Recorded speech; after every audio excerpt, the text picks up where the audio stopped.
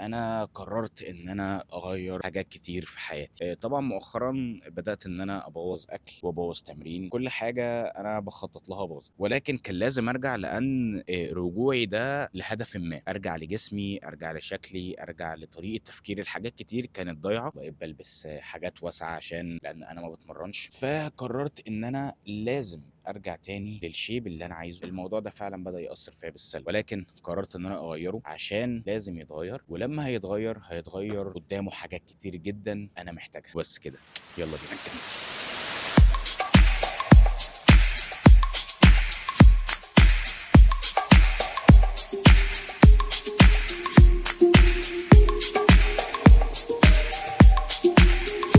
طيب بما اننا خلصنا الورم اب، نخش على اول تمرين. ده كده هيكون اول يوم احاول اغير فيه من شكلي ومن تفكيري. يلا بينا.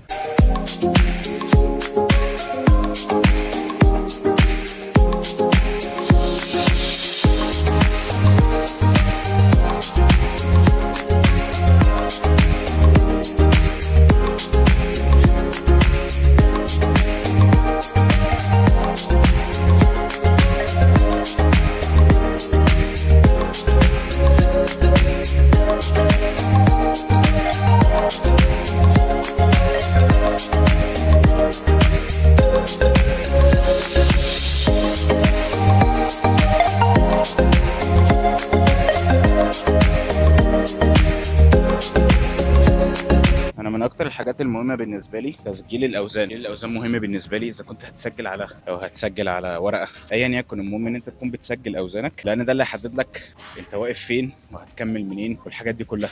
تسجيل الوزن مهم جدا.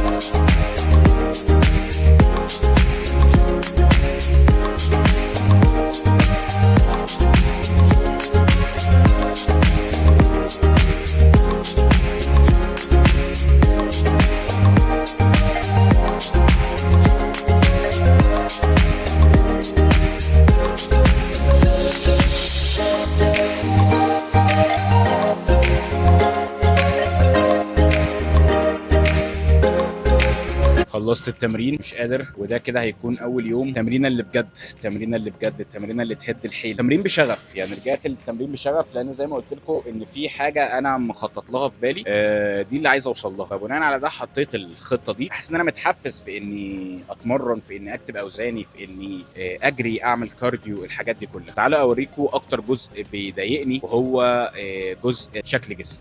يلا بينا.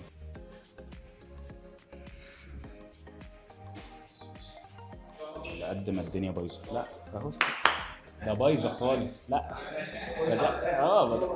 انا لا، ده انا بعمل بقى دي بيفور، بعمل بيفور بقى عشان اخش على الجديد. يا رب.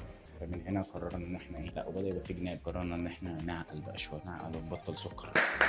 لازم. انا في حاجه عملتها غبيه شويه، ان انا نسيت اصور الاكل، ولكن انا يعني انا اكلت مكرونه ولحمه مفرومه، ده وجبه النهارده. قلت هوثق كل حاجه عشان اخدها ليا حاجه بحتفظ بيها بالفيديوهات، وبحتفظ بيها بالحاجه اللي بقدمها، عشان هيجي يوم من الايام هتفرج على الحاجات دي طبعا وهبقى مبسوط يعني. وخلصنا اخيرا ووصلنا البيت، ودي اكتر حاجه بتريحني. المشوار بتاع من شغلي للبيت بيبقى الموضوع مريح جدا، ان انا اروح بقى وارتاح وابدا أكل. انا مؤخرا كنت باكل بشراهه جدا، كريات بقى وكارب كتير واللي قلبك يحب، فالموضوع قلب ضدي شويه باني بدات اتخن، مودي ما بقاش كويس. ففي حاجات كتير كده بدات ان انا ما اقدرش اسيطر عليها. وزي ما قلت في الاول وفي الاخر، اذا كان شغل او اذا كان لاي حاجه مستقبليه، المهم جدا ان انت تحاول تاخد شيء زي ده لصحتك، مش لمجرد ان انت تعمل بيه حاجه وبعد كده تركنه تاني. حاول تحافظ على صحتك وما تستهترش بيها، وتحاول تاكل اي حاجه. مش بقول لك امنع نفسك، كل وكل حاجه، ولكن باعتدال وتاخد بالك انت بتاكل ايه. وبس كده، ده كده اول فلوج في اول تغيير. وبس كده، اشوفكم في الفلوج الجاي. سلام. بس برضه اوريكم حاجه تعبر عن معاناتي برضه شويه. ده اتكسر بقى، بيتشال كده خلاص، ما عادش بيثبت، فانا بحاول اثبته ايه، يعني لحم كده في بعضه.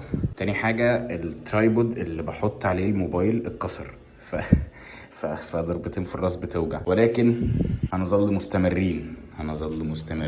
دي اكتر حاجه محزناني، لان بتاع ده غالي، وقع وقعه فالدنيا باظت فيه. ولكن خلينا نقول الحمد لله، دي خطط انا بعملها ودي حاجات هنا بعملها.